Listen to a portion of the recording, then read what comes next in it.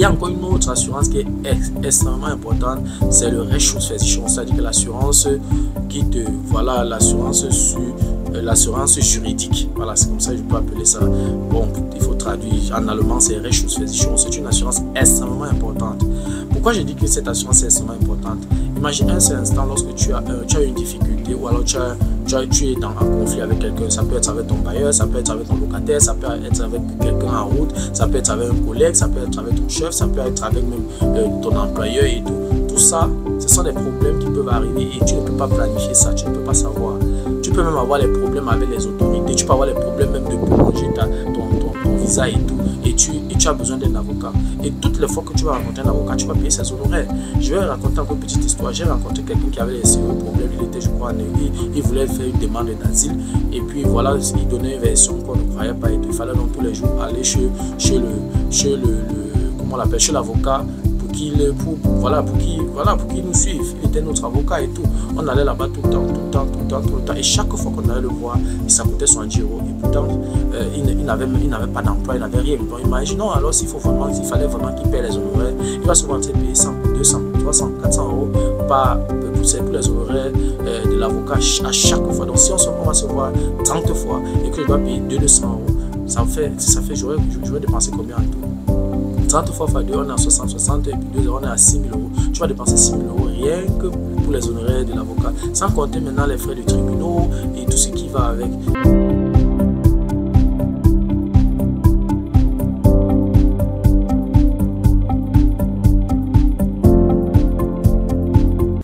Salut à toi et merci encore une fois de plus avoir cliqué sur ma vidéo. Si c'est ta première fois de passer par ici, je m'appelle Fabrice Sopop. Dans cette chaîne, je parle de deux thèmes. Je parle d'intelligence financière et je parle d'investissement immobilier. Voilà, si ces deux thématiques t'intéressent, abonne-toi tout simplement à cette chaîne pour ne manquer aucune vidéo. Et si en plus de ça, tu actives la cloche de notification, alors tu recevras de manière automatique une notification lorsqu'une nouvelle vidéo sera publiée. Voilà, si entre-temps tu as des questions, des remarques, des suggestions, des critiques ou alors des propositions d'amélioration, n'hésite pas de m'écrire en commentaire. Un like me ferait énormément plaisir. Si tu as besoin de mon expertise, tu peux me contacter à tout moment via les coordonnées qui s'affichent à l'écran. Tu peux également me recommander auprès de tes prochains pour leur permettre de profiter également de mes connaissances. Quand je parle de connaissances ici, je parle d'accompagnement dans l'investissement immobilier et je parle, n'est-ce pas, d'accompagnement dans la fiscalité immobilière. Je parle de formation immobilière qui peut être en présentiel, qui peut être virtuelle. Voilà, si tu aimerais mettre de l'ordre dans tes finances, tu peux également me contacter. Si tu as déjà investi dans l'immobilier et tu aimerais faire grandir ton patrimoine immobilier, tu peux également me contacter.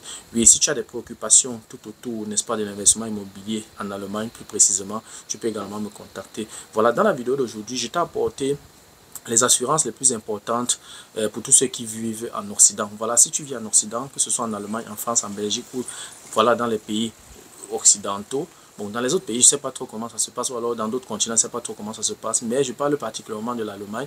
Voilà, si tu vis en Allemagne ou tu vis en Europe, il y a des assurances que tu dois absolument souscrire. Oui, les vendeurs d'assurance vont te faire beaucoup de propositions, vont te vendre beaucoup d'assurances.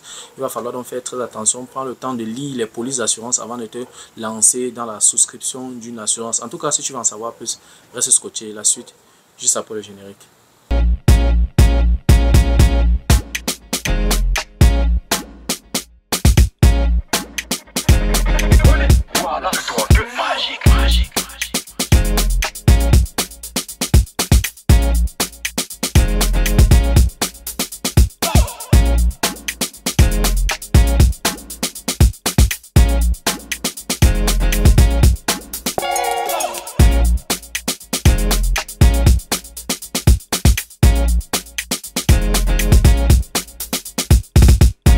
Voilà, comme je l'ai annoncé à l'introduction, je t'ai apporté dans la vidéo d'aujourd'hui quelques assurances qui sont hyper importantes. Voilà, si tu viens en Allemagne, si tu viens en Occident, il y a des assurances que tu dois absolument avoir. Sinon, c'est lorsque tu vas te retrouver face à une situation que tu vas te rendre compte de l'importance de ces assurances. Je vais commencer par l'assurance du véhicule.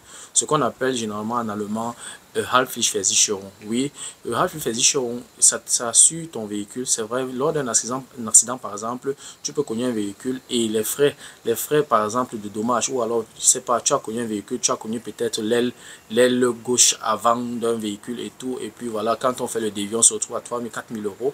Voilà, sortir 4 000 € comme ça, là, tout d'un coup, c'est extrêmement difficile. Donc, du coup, lorsque tu as cette assurance-là, cette assurance qu'on appelle Haftpflichtversicherung endosse donc les dommages, endosse donc ces coûts-là. C'est-à-dire que tu as juste besoin, celui qui a été, voilà, lors de l'accident, vous échangez vous échangez déjà vos contacts, vos cartes d'identité et tout, et puis vous échangez également vos numéros d'assurance. Lui va maintenant, celui de l'autre partie. Donc si c'est toi qui as eu tort, celui de l'autre partie, généralement on fait comment, on appelle la police fait un constat. Et puis voilà, donc quand vous échangez dans tous les contacts et tout, la police fait un protocole. Et avec le protocole, donc là, celui qui a subi, ou alors celui qui n'était pas fautif, n'est-ce pas, de cet accident, voilà, il va juste prendre prendre le protocole de l'accident, plus ses documents d'assurance et tout, aller contacter ton assurance. Et puis ton assurance va endosser tous les coûts, n'est-ce pas, tous les dommages de ce véhicule-là. Donc ça, c'est une assurance très importante. Je vais profiter pour raconter une histoire. J'ai un véhicule, une Nissan Qashqai. Donc c'est un véhicule qui vraiment, j'ai déjà eu 3 accidents avec ce véhicule-là. Et ce véhicule, en fait, la première fois, c'était garé devant ma maison. Alors, il y a un monsieur qui voulait faire la marche arrière, il a mal manœuvré et puis il a cogné l'aile gauche de mon véhicule.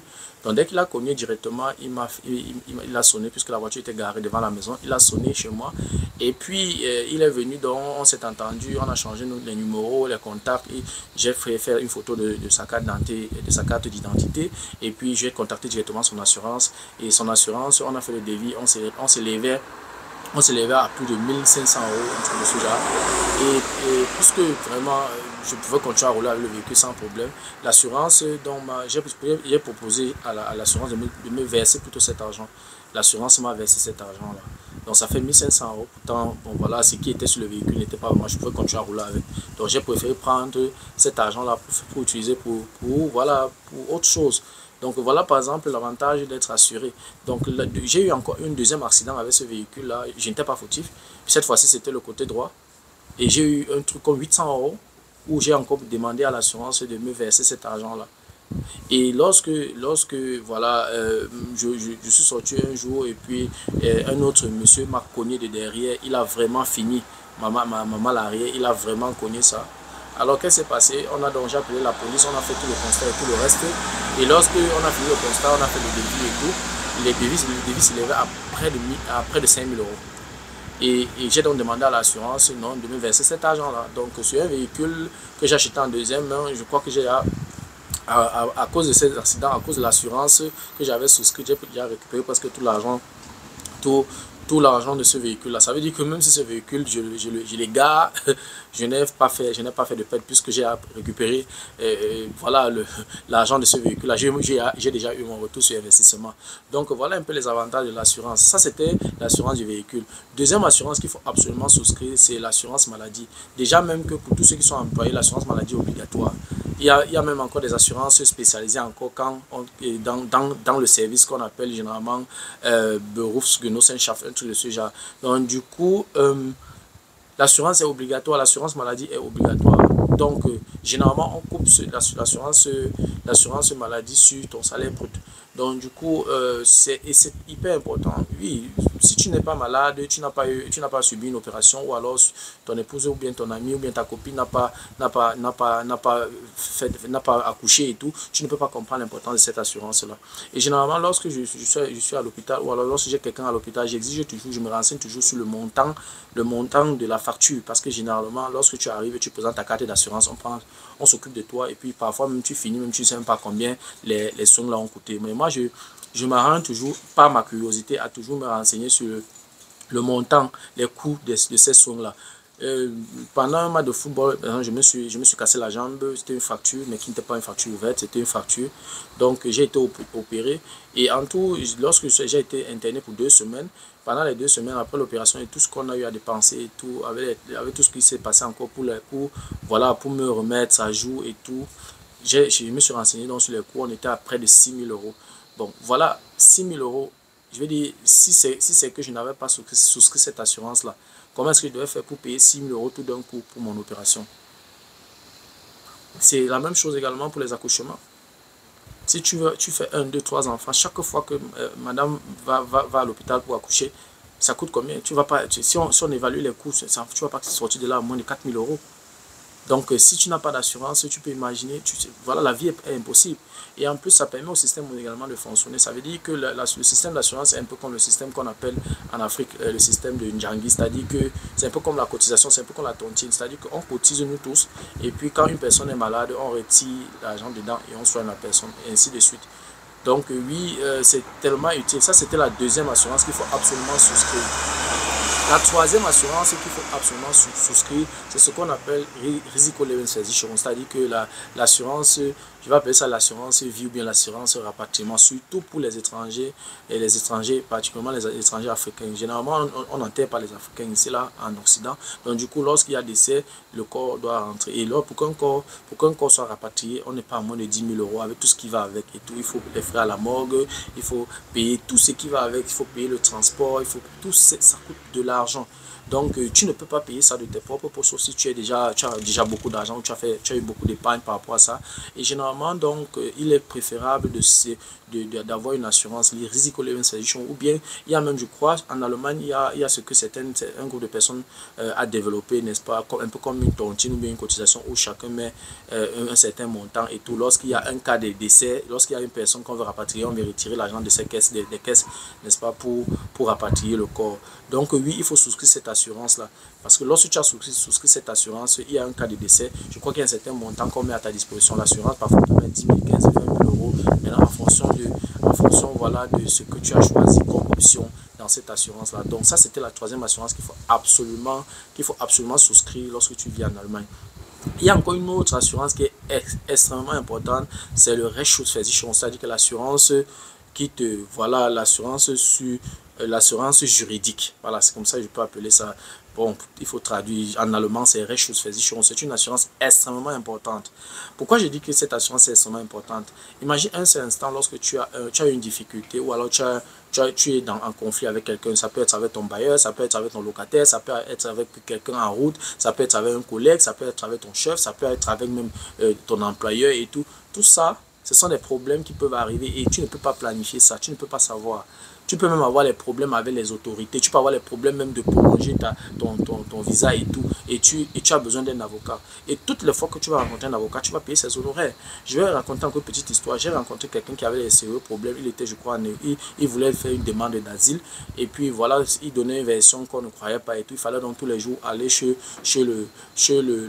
comment on l'appelle, chez l'avocat, pour qu'il nous suive. Il était notre avocat et tout. On allait là-bas tout le temps. Et chaque fois qu'on allait le voir, ça coûtait 70 €. Et pourtant, il n'avait pas d'emploi, il n'avait rien. Donc imaginons alors s'il fallait vraiment qu'il paie les honoraires, il va souvent payer 100, 200, 300, 400 € pour les honoraires de l'avocat à chaque fois. Donc si on va se voir 30 fois et que je dois payer 200 €, j'aurais dépensé combien en tout?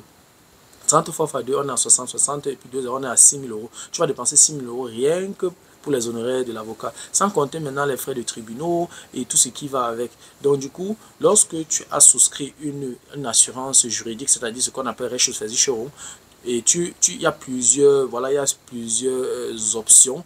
Tu vas choisir par exemple les problèmes au niveau de ta profession, les problèmes au niveau de ton logement, les problèmes par exemple au niveau de la circulation et tout ça. Bref, il y a plusieurs options que tu choisis. Au fur et à mesure que tu coches l'option, le montant augmente. Tu vas te retrouver en train de payer pour cette assurance peut-être 300 €, 250 € par an.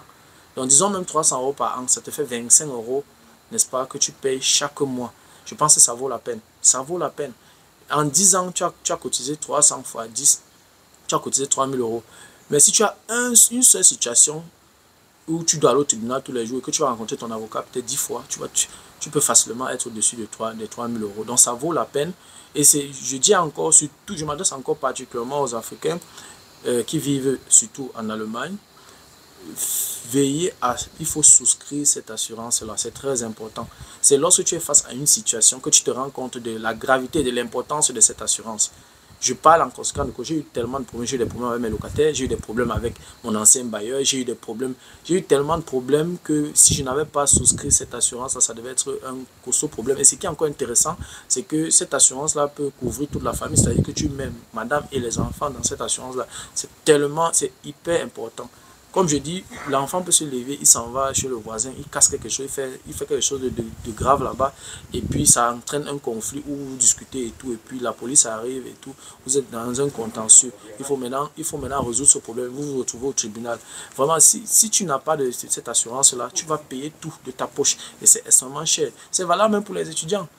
C'est valable pour les étudiants. Tu peux avoir un problème où tu as pris un ami parce que tu voulais l'aider, il vit avec toi, voilà, vous vivez ensemble et tout, après il te vole quelque chose, il s'en va, ou bien tu lui prêtes de l'argent, il s'en va avec, et puis tu ne sais pas comment faire pour récupérer ton argent. Qu'est-ce que tu fais? Tu vas lui porter plainte. Pour lui porter plainte, tu as besoin d'un avocat. Quand tu vas aller voir l'avocat, il va falloir payer ses honoraires. Je dis même, ça dit que c'est tellement, en fait, ça fait partie du quotidien, donc c'est une assurance très très importante. Donc voilà, en gros, les cartes d'assurance, je ne vais pas citer tout, il y en a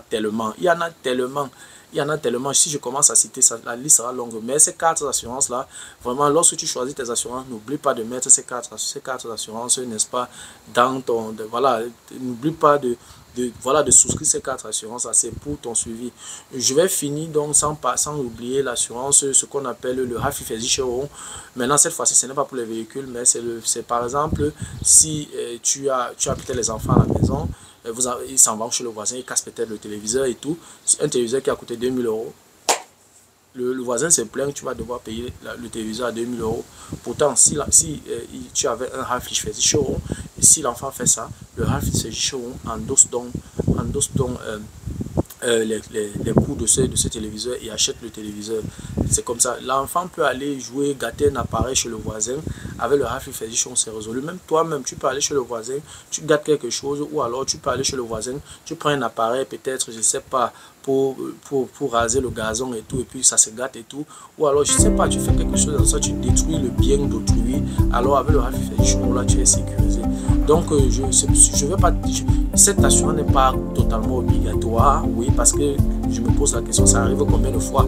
Mais les 4 premières assurances que j'ai énumérées dans cette vidéo, il faudrait faire extrêmement attention. Il faut tout faire, n'est-ce pas, pour souscrire ces assurances-là. Je vais recommencer, je vais citer. J'ai parlé du Haftpflichtversicherung, c'est-à-dire l'assurance du véhicule. J'ai parlé du Risikolebensversicherung, c'est-à-dire que l'assurance vie, l'assurance des rapatriements. J'ai parlé du Rechtsschutzversicherung, hyper important, le Rechtsschutzversicherung, c'est-à-dire que l'assurance juridique.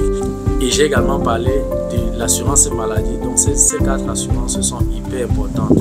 Voilà, c'était tout pour la vidéo d'aujourd'hui. J'espère que la vidéo t'a plu, j'espère que la vidéo a été à la hauteur de tes attentes. Voilà, si tu aimerais de temps en temps regarder ce genre de vidéos, ou alors si les contenus de cette chaîne t'intéressent, abonne-toi tout simplement à cette chaîne pour ne manquer aucune vidéo. Et si en plus de ça, tu actives la cloche de notification, alors tu recevras de manière automatique une notification lorsqu'une nouvelle vidéo sera publiée. Voilà, si entre-temps tu as des questions, des remarques, des suggestions, des critiques ou alors des propositions d'amélioration, n'hésite pas à m'écrire en commentaire. Un like me ferait énormément plaisir. Si tu as besoin de mon expertise, tu peux me contacter à tout moment via les coordonnées qui s'affichent à l'écran. Merci encore pour ta disponibilité. Merci pour ton attention. C'était Fabrice. On se dit au revoir et à la prochaine. Ciao.